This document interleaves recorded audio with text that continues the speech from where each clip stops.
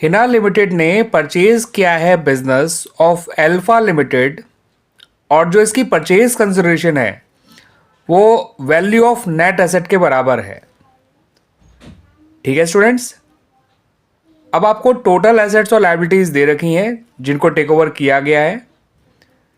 Total assets हैं ₹22,40,000 और liabilities हैं ₹4 लाख,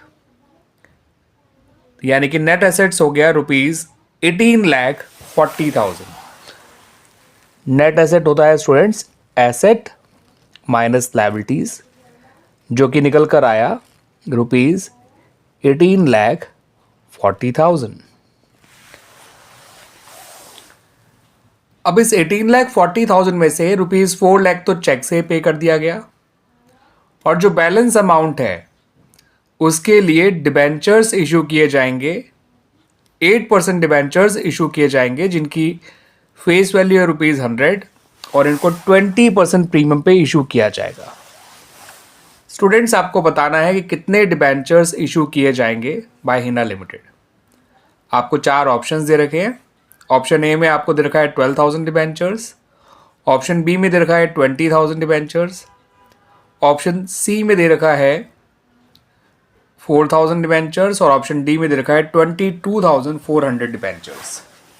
आपको बताना है कि इनमें से सही ऑप्शन क्या है, यानी एक्चुअल में कितने डिबेंचर्स इशू किए जाएंगे बाय हिना लिमिटेड।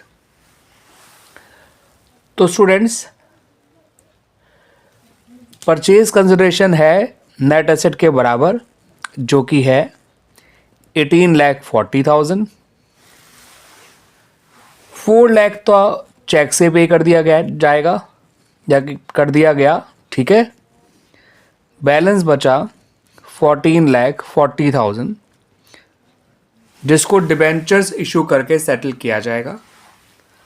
अब आपको यहाँ पर ध्यान रखना है स्टूडेंट्स कि जो डिबेंचर्स हैं उनका इशू प्राइस फेस वैल्यू में प्रीमियम जोड़कर आएगा ₹120।